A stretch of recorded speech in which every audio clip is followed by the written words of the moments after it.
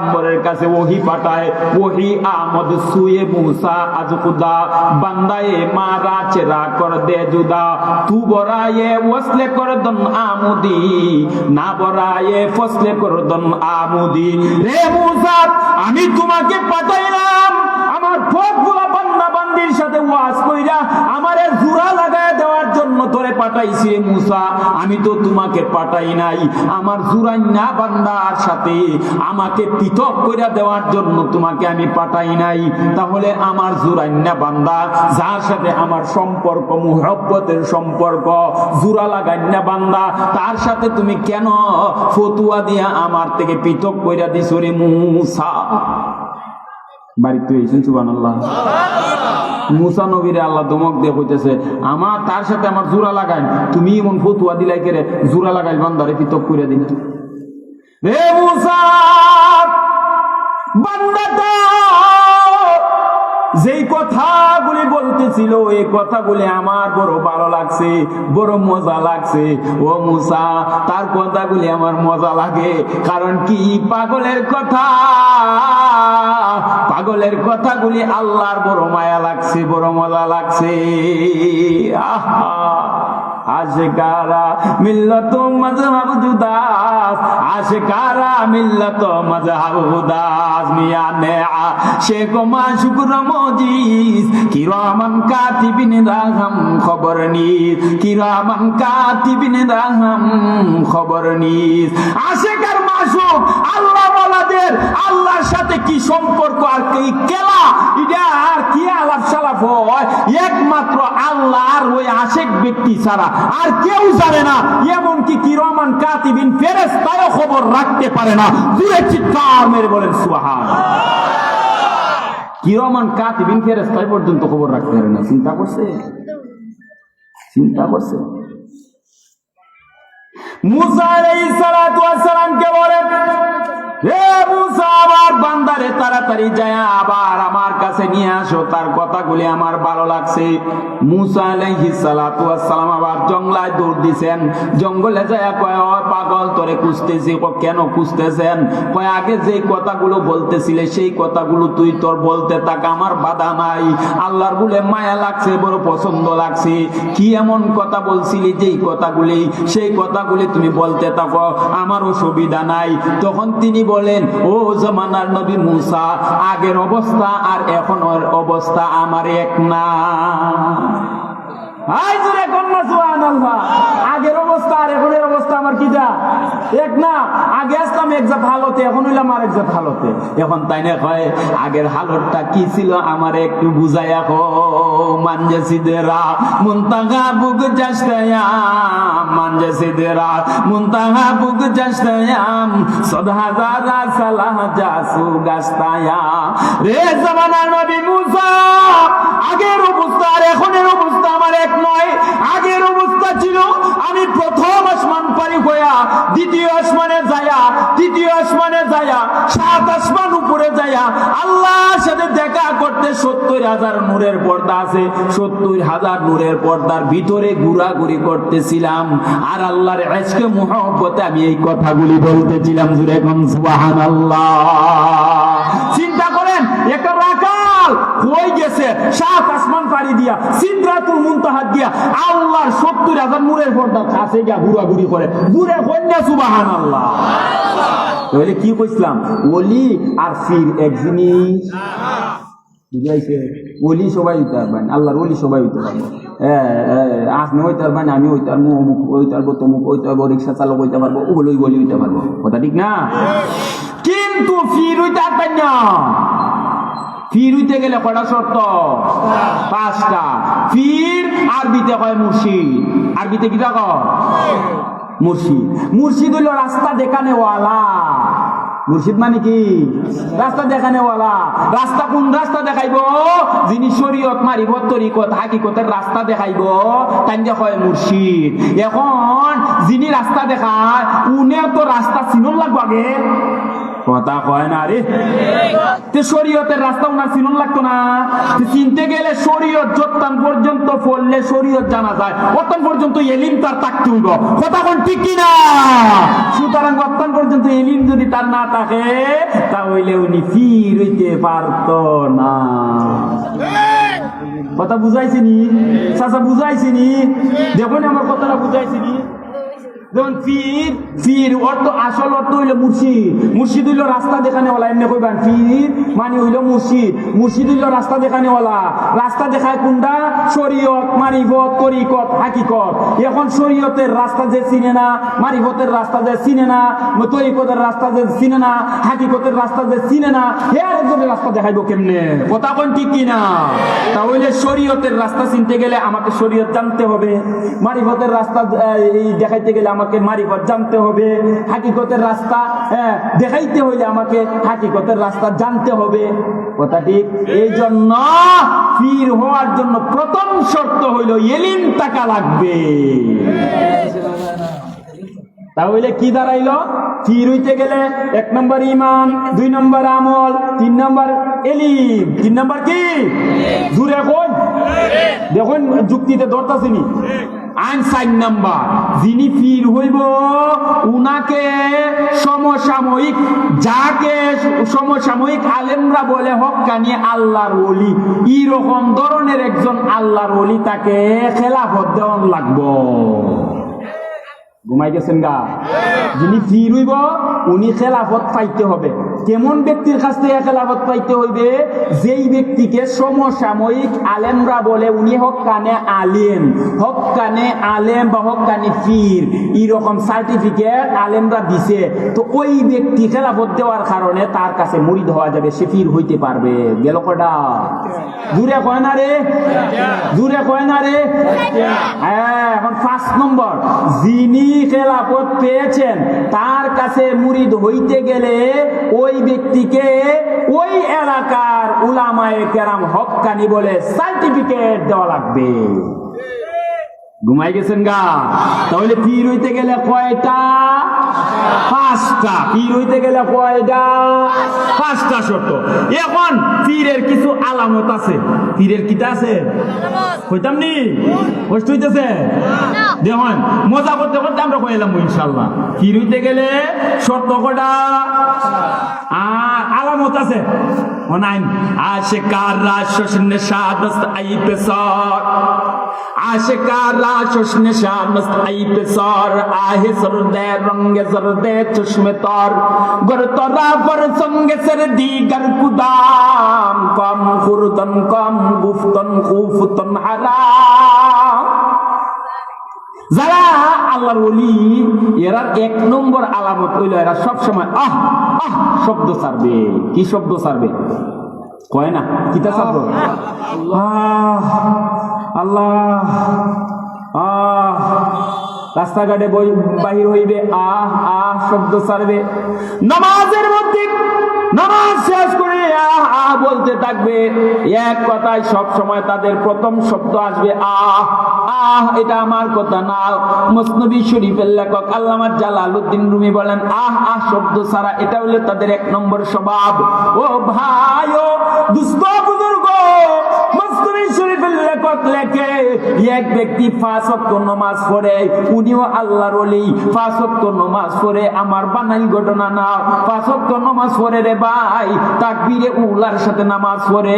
আরেকজন আল্লাহর ওলি বাড়ির থেকে রওনা করছে, যায়া দেখে ইমাম সাহেব আসসালামু আলাইকুম কইয়া সালাম ফিরাইয়া ফেলছে। ওই আল্লাহর ওলি আহ শব্দ করে ডাক মারছে, যার অর্থ হইল আল্লাহ গো নামাজটা আমি পাইলাম না। এই কষ্টে তিনি আহ বলছেন।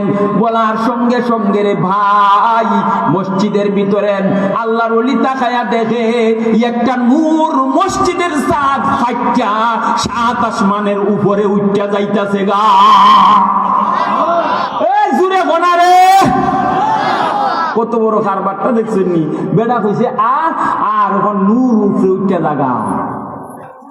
আল্লাহর ওলি দৌড়ায়া ওই যিনি নামাজ পায় নাই উনার কাছে যায় কয় আল্লাহর ওলি গো আপনি কেন আহ বললেন? কয় আমি নামাজ পাইছি না এই জন্য আহ বললাম। কয় এক কাজ করেন, নামাজ পাইছেন না এজন্য আহ বললেন, আপনার আহের সবটা আমারে দিয়া দেন, আর আমি যে নামাজ পড়ছি জামাতের সাথে তাকবীরে উলার সাথে আমার নামাজের সবটা আপনি লইয়া যান। এটা কইছে আমার এটা আপনি লইয়া যান গিয়া, আপনার আহের মূল্যটা আমারে দিয়ে দেন। বেচা কিনা হয়ে গেছে দুইজনের মধ্যে, বেচা কিনা। দুজন আল্লাহর ওলি রাতের বেলা ঘুমিয়ে পড়েছে রে ভাই, ঘুমের করে স্বপ্নে দেখে মহান আল্লাহ দুজনে ডাক্কা ডাক্কা কইতাছে আহের মূল্য আমার কাছে আছে, আবার নামাজের মূল্য আমার কাছে আছে। তোমরা এই বেচা কিনাটা আমি আল্লাহর পছন্দ হয়েছে, এজন্য দুজনে আমি আল্লাহ মাফ কইরা দিয়া আমার জান্নাতের বাসিন্দা বানাবো। তাহলে এক নাম্বার গুণ কি ভাই? আহ বলবে। আল্লাহর ওলিদের এক নাম্বার গুণ কি ভাই, কি আলামত ভাই? আহ বলবে। এই জন্য প্রথমেই দেখবেন যে যার কাছে আপনি মুড়ি দিচ্ছেন উনার পাশে বসবেন, বসার পরে দেখবেন আহ আহ সারেনি। কোনো একটা দুঃখের যেমন কোরআনের কোনো জিনিসের আমল একটু বাদ গেছে, আহ আহ বলবে। বাবা আমার এদের এমন অবস্থা হয়, সামান্য একটু আমল ছেড়ে দিলে তাদের অন্তর থেকে কলিজা ফেটে আহ শব্দ বাইর হয়। এমনকি তারা আহ শুধু বলে না, অজ্ঞান হয়ে যায়। সামান্য একটু আমল নষ্ট হয়ে গেলে অজ্ঞান হয়ে যায়। তাকায় দেখেন না রে, ইয়াকুব নানুতুবি রহমাতুল্লাহ আলাই 40 বছর পর্যন্ত হাদিস পড়াইছেন। কয় বছর জুড়ে কন? 40 বছর হাদিস পড়াইয়াম। 40 বছরের ভিতরে একদিনও তার তাকবীরে উলার নামাজ ছুটে নাই। প্রতিদিন তাকবীরে উলার সাথে নামাজ আদায় করেছে। তাকবীরে উলা কারে কয়? ইমাম সাহেব আল্লাহু আকবার বলছে, তিনিও যাইয়া আল্লাহু আকবার বলে নামাজে শরীক হয়ে যায়। এভাবে 40 বছর একাধারে তাকবীরে উলার সাথে নামাজ আদায় করছে। একদিন মাহফিলে গেছে, যাওয়ার পরে আসরের নামাজের তাকবীরে উলা পায় নাই, কারণ শ্রোতা মণ্ডলী উনার সাথে হাত মিলাইতে মিলাইতে সময় গেছে গা। 1 রাকাত নামাজ চলে গেছে, 3 রাকাত নামাজ জামাত পাইছে, কিন্তু তাকবীরে উলা পায় নাই। তাকবীরে উলা কেন পায় নাই? এজন্য আল্লাহর ওলি নামাজ শেষ করে যায় নামাজের মধ্যে বসে নিজের দাড়িটার মধ্যে মুঠ কইরা ধরছে, দইরা এবার কান্দে আর কয় ও ইয়াকুব রে, 40 বছর তাকবীরে উলার সাথে নামাজ পড়ছস, আজকে তাকবীরে উলা পাস নাই, যদি মইরা যাস গাতে উপায়টা কি হইব? এই কথা বইলা আল্লাহর ওলি জাগায় চিৎকার মাইরে অজ্ঞান হইয়া গেছে। জুরে কর, অজ্ঞান হয়ে গেছে। আল্লাহর ওলি অজ্ঞান হয়ে গেছে। শ্রোতা মণ্ডলী মাথায় পানি ঢাললো, মাথায় পানি ঢেলে আল্লাহর ওলিকে এবার জ্ঞান ফিরাইলো। এবার কই আল্লাহর ওলি গো চলেন আপনাকে ডাক্তারের কাছে নিয়ে যাব। আল্লাহর ওলি ডাক দিয়া বলে না রে না, ডাক্তার লাগবে না রে, ডাক্তার লাগবে না। আমারে দুনিয়ার কোনো অসুখে ধরে নাই, আমাকে অন্য অসুখে ধরছে, আখিরাতের চিন্তায় ধরছে। হুজুর কি অসুখ? কয় আর এই 40 বছর একাধারে তাকবীরে উলার নামাজ পড়ছি, আজকে আমার তাকবীরে উলা ছুটে গেছে রে, আমার ভয় লাগে আসর থেকে মাগরিবের ভিতরে যদি আমার মরণ হয়ে যায়, তাহলে জীবনের শেষ নামাজটাই এমন হইল যে এই নামাজের মধ্যে আমার তাকবীরে উলা নাই। তাকবীরে উলা ছাড়া আল্লাহ দরবারে হাজির হইতে আমি ইয়াকুবের ভয় লাগে। জুরে কর। আর আমরা নমাজ চাইরা দিয়ে আইরে মানুষ নমাজ চাইরা দেই 5 ওয়াক্ত, আর কই না একবার আল্লাহ নমাজ যে চাইরা দিছি আল্লাহর দরবারে কেমনে মুখ দেখাইমু?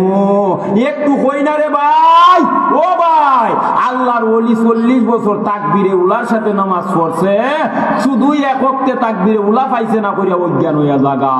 ওলি কি এমনই হইয়া জাগা? চিন্তার বিষয় নি। দেখেন ও ভাই, আহ আহ শব্দ সারে, আহ আহ শব্দ সারে আল্লাহর ওলি আহে সর দে রঙে জর দে। 2 নম্বর হইল চেহারার রং কালো হইলেও নূরে জলমল জলমল করতে থাকবে। জুরে কোন সুবহানাল্লাহ। চেহারা খালা হইলো কি কথা গনুরে জলমল জলমল করবো। কি ও ফজলুল করিম রহমাতুল্লাহ আলাইহি খালা আছিল না?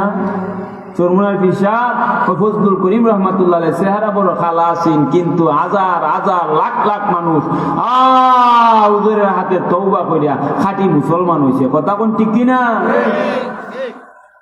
আহে সরদে রঙ্গে সরদে, চেহারার রং পরিবর্তন হবে, চেহারার মধ্যে নূরে ঝলমল ঝলমল করতে থাকবে। গুফতেছি মা হামবু জুগে কর দেগার, গুফতেছি মা হামবু জুগে কর দেগার, কে বুবতগি মাজা বারা সব জাদা। আর কেলা ঘুমাইছেন, পেটটা বইটা ঘুমাইছেন।